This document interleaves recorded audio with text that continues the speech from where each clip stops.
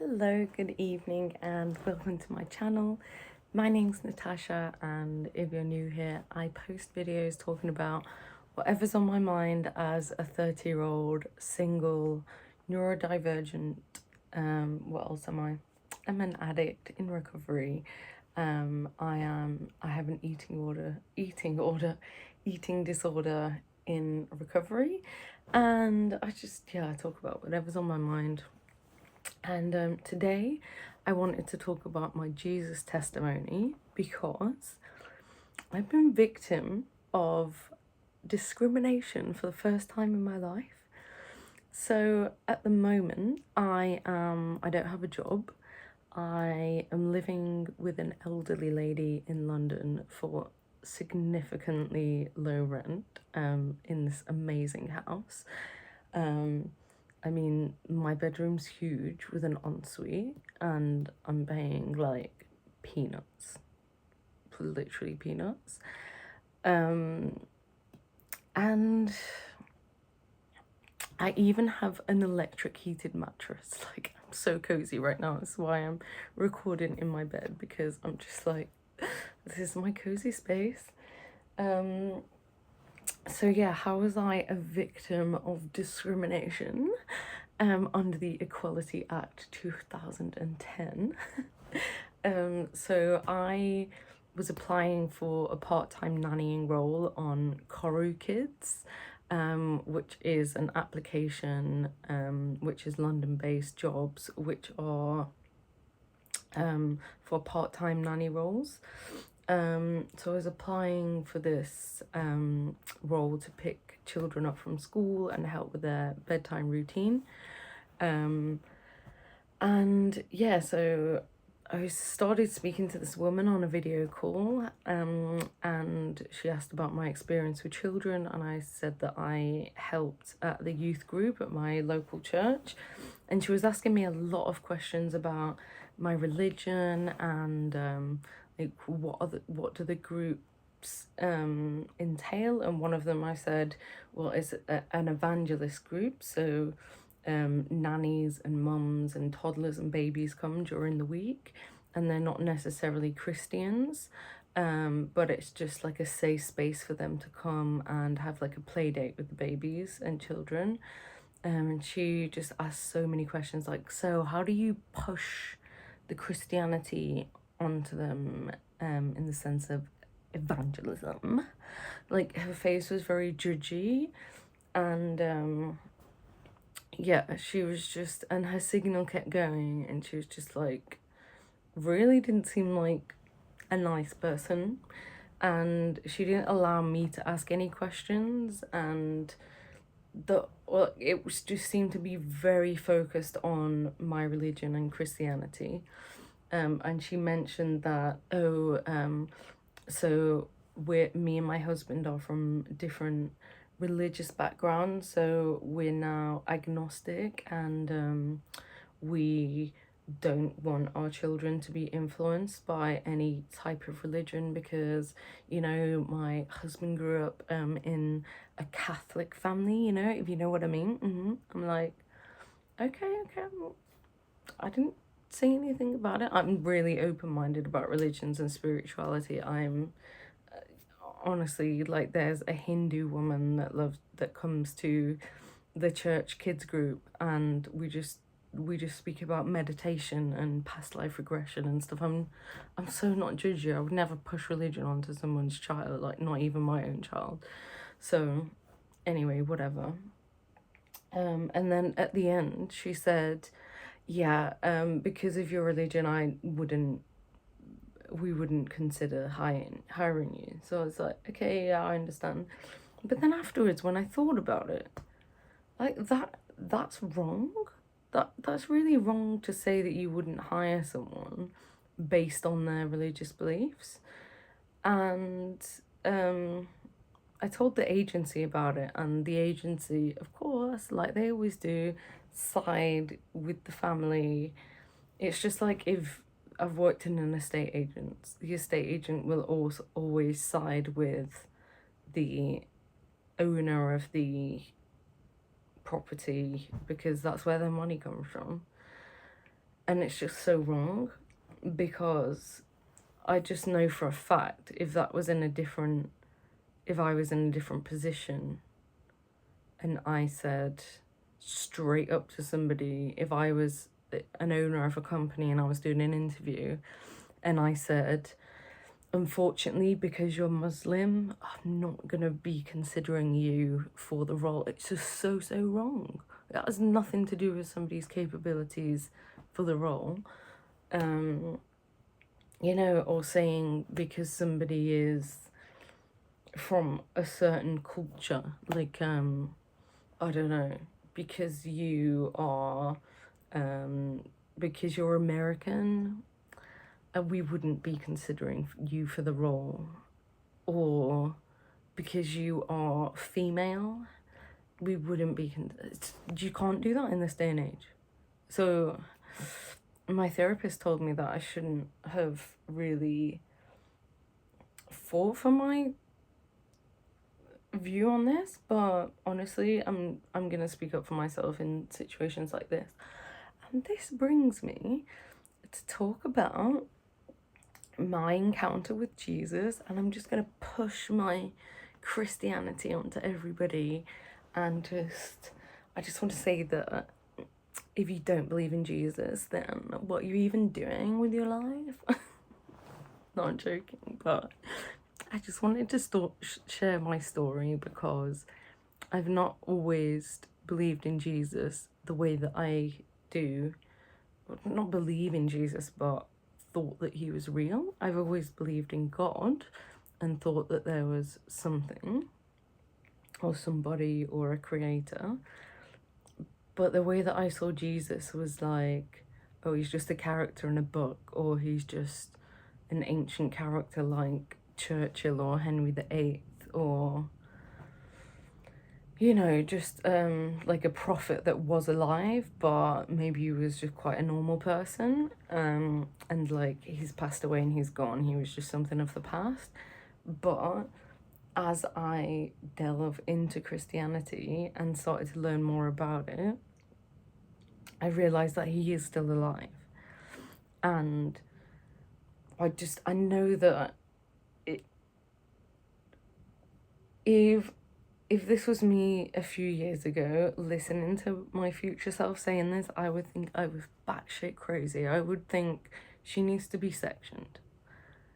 But like, there's just so many people that understand and relate and have also met Jesus, and there's so many people waking up, and especially people that I met in my previous years through partying and through being in a very sinful nature. Those people are now waking up to Jesus and knowing him like I know him.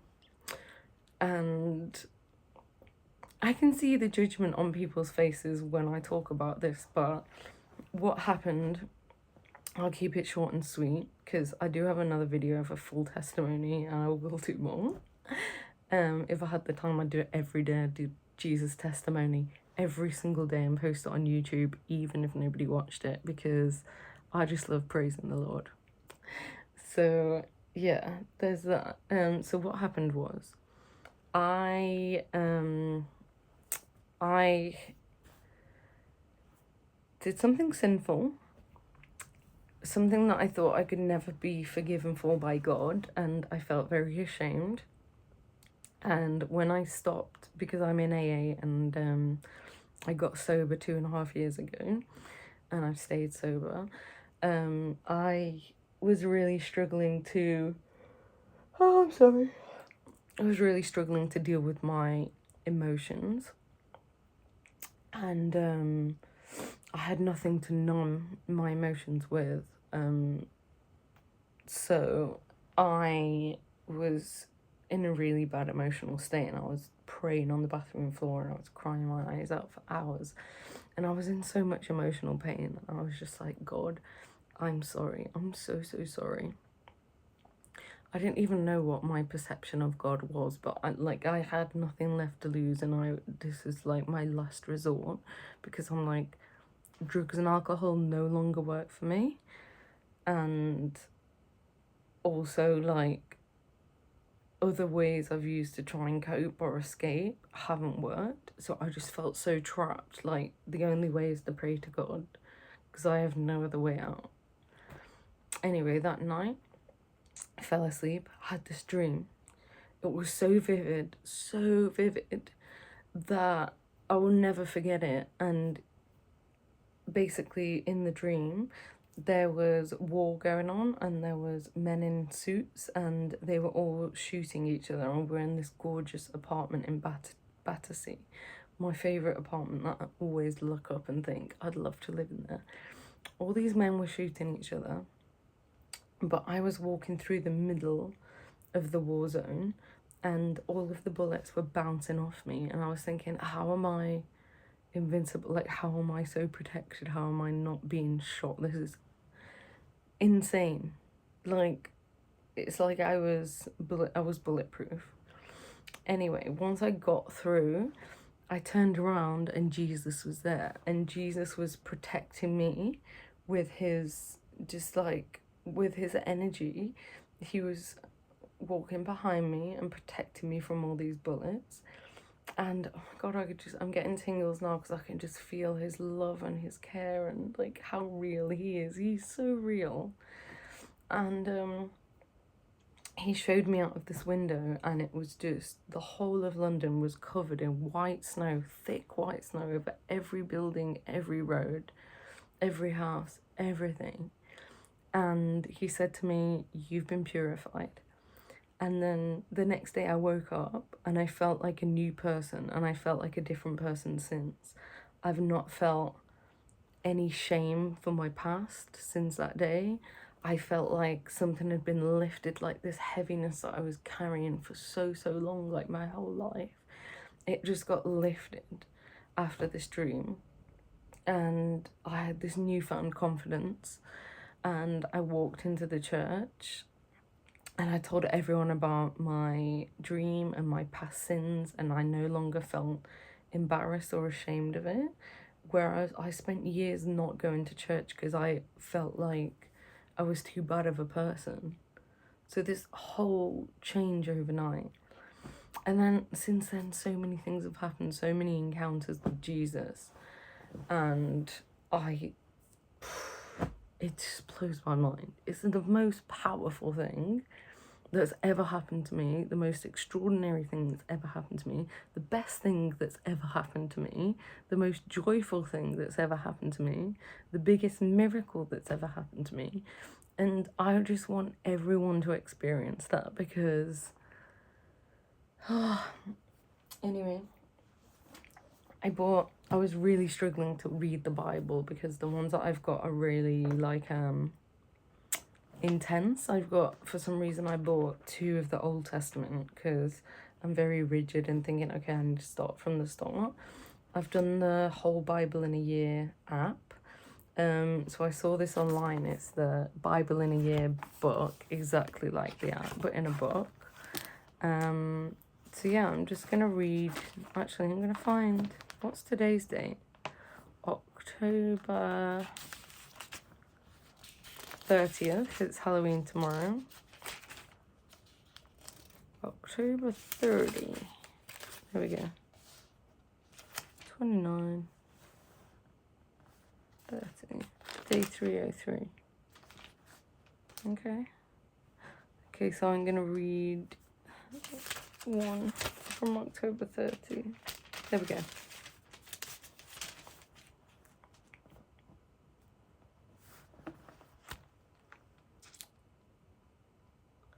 The Son superior to angels.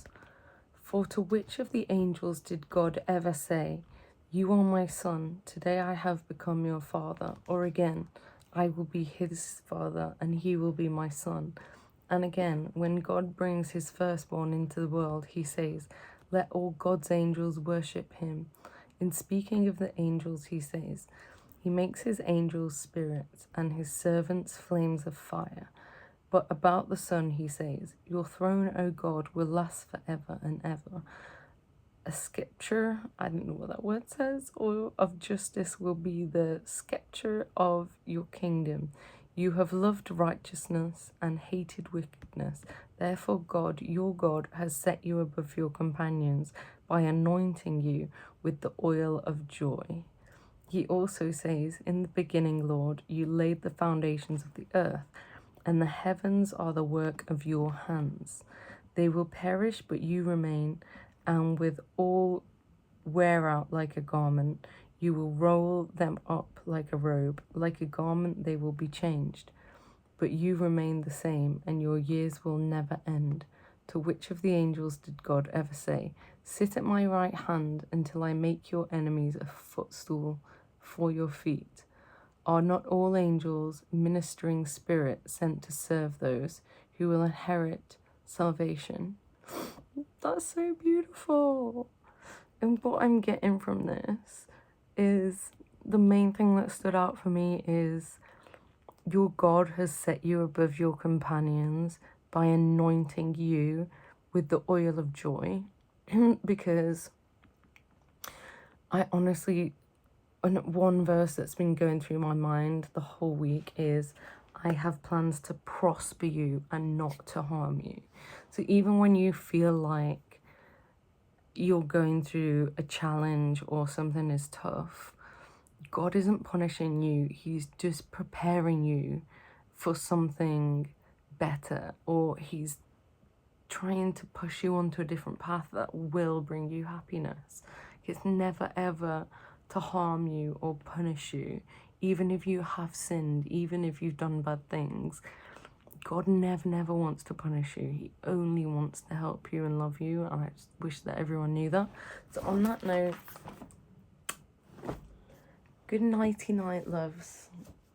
Thank you for watching, and if there's anything that you would like me to babble on about, I have so much free time at the moment, so just let me know and I'll make a whole video about it dedicated to you. Good night, and thank you for watching.